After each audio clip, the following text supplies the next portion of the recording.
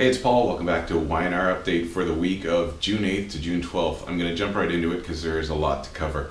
I don't want to make this one too long. And I need you to do me a big favor. Don't forget to subscribe. Now, the first thing we see in this whole saga is Avery and Joe. And, Joe's tried to blackmail Avery, into sleeping with him. Now, this goes horribly wrong for poor Joe because Avery gets drunk, makes fun of him, and pretends to come on to him. Now, after this, Avery disappears. We don't know where she is. They go to her apartment and they got a broken vase, blood all over it, and it looks bad. But I can give you some good news. There's nothing wrong with Avery. After a lot of soul searching and blaming Joe, eventually they find out that she had actually tried to take off because of Joe's threats, and her car broke down. They found it by the lake. There was no evidence of force, and Avery says that she just broke down and came back. Now, during that time, everybody went after Joe, including Phyllis. In fact, she got a good slug in. Dylan got a good slug in. Everybody got to hit Joe. Joe is like a piñata. He's an awful, awful guy, but all these punches are getting really, really old. Now, out of the Avery thing, the one thing that happens is Dylan eventually reasons with her and tells her that, you know what, you got to stand up to this guy because Avery says she's going to run away. And he says running away isn't an option. And in fact, Phyllis blasts her for attempting to run away. Now this gets to the point where eventually they have a showdown with Paul. And Joe is trying to get Paul to charge Avery over the balcony push. And Dylan's a bit smarter than that. He had some pictures taken of Avery's arm where Joe abused her. And he tells Paul, not only does he show Paul the pictures, but he says he abused her in the past. Now this pretty much shuts Joe down.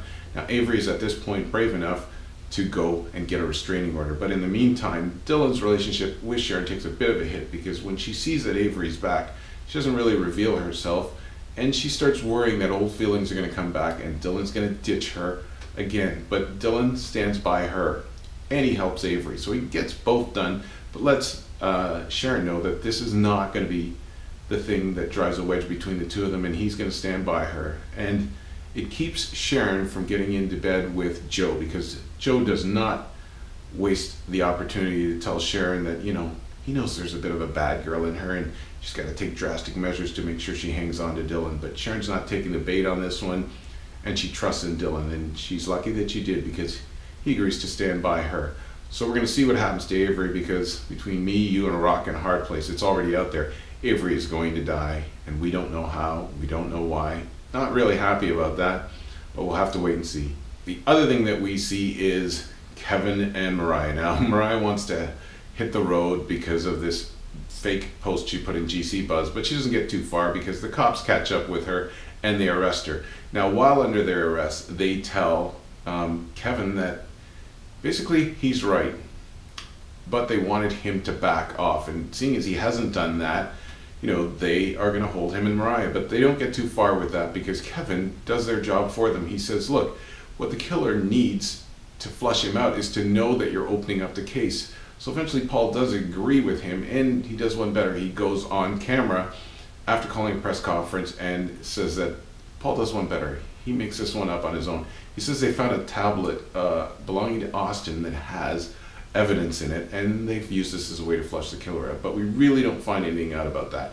Now, on the Lily front, Lily, Kane, Lauren, Michael, after that big kiss that we saw, it doesn't take long before Michael reveals to Lauren that he saw the kiss, and now it gets really twisted because he just wants to get out of this relationship because obviously we know he's playing the martyr, but some kind of a martyr. It's looking more twisted because he causes a whole lot of trouble between Kane and Lily. Guess what? Lily finds out because Michael leaves some big breadcrumbs.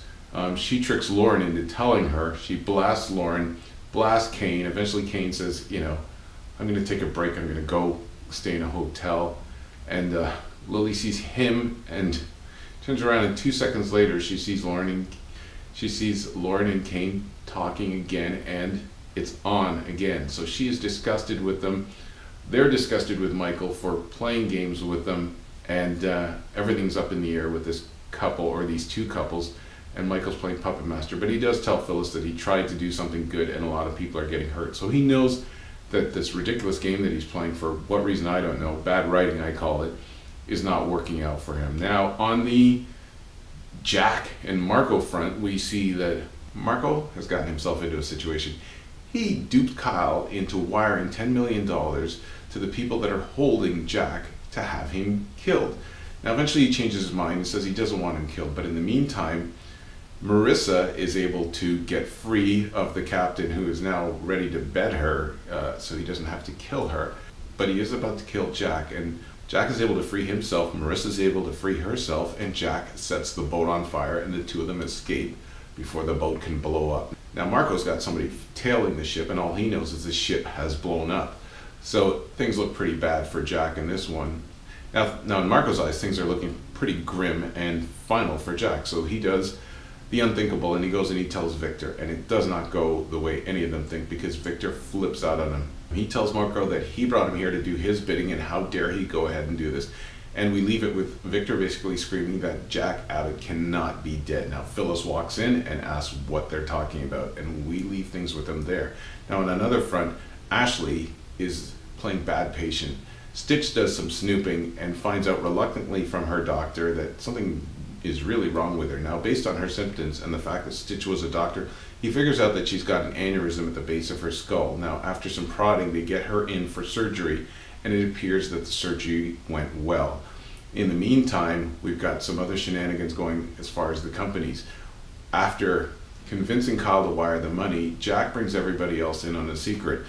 He has taken the money, and he's going to use this trail as a way to set Victor up for corporate espionage. They're going to create a dummy company, and people are going to funnel out of Jabot money into this fake Victor dummy account and make it look like Victor is embezzling money. Now, with a little bit of resistance, Jack is able to get Billy and Kyle and Gabe and Chelsea to go along with this, and now they've hatched a plan. But in the meantime, Victor, knowing that he's dealing with the real Marco, knows that something's up, and he goes to Victoria and says that, you know, this guy is definitely up to something, and Vicky keeps an eye on it. Now, it's going to put Vicky and Billy at odds, because now they're both sent out to play espionage to find out what the other is doing.